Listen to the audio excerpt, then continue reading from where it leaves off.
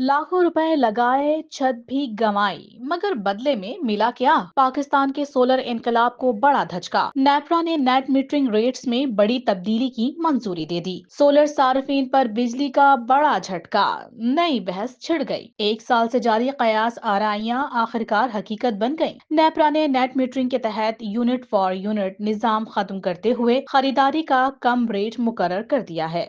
हुक्काम के मुताबिक इस फैसले का मकसद पावर सेक्टर में माली तवाजुन कायम करना है, क्योंकि बढ़ती हुई नेट मीटरिंग से डिस्कोस पर बोझ पड़ रहा है।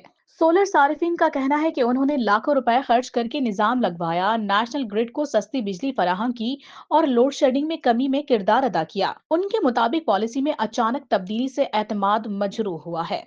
अपोजिशन जमातों ने फैसले को काबिले नजरसानी करार दिया है, जबकि हुकूमती इत्तेहाद के बाज अरकान ने भी तशवीश का इजहार किया है। सोशल मीडिया पर भी बहस जारी है। सवाल यही है कि क्या ये इकदाम पावर सेक्टर को मुस्तहकम करेगा या काबिल तजदीद तवानाई के फरोग को सुस्त कर देगा। तवानाई हुक्काम का कहना है कि नेट मीटरिंग मुकम्मल तौर पर खत्म नहीं की गई, बल्कि निजाम को पायदार बनाने के लिए एडजस्ट किया गया है, ताकि आम सारिफ पर इजाफी बोझ ना पड़े।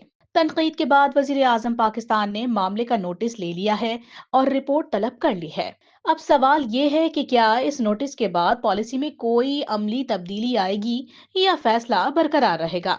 ये आने वाला वक्त ही बताएगा।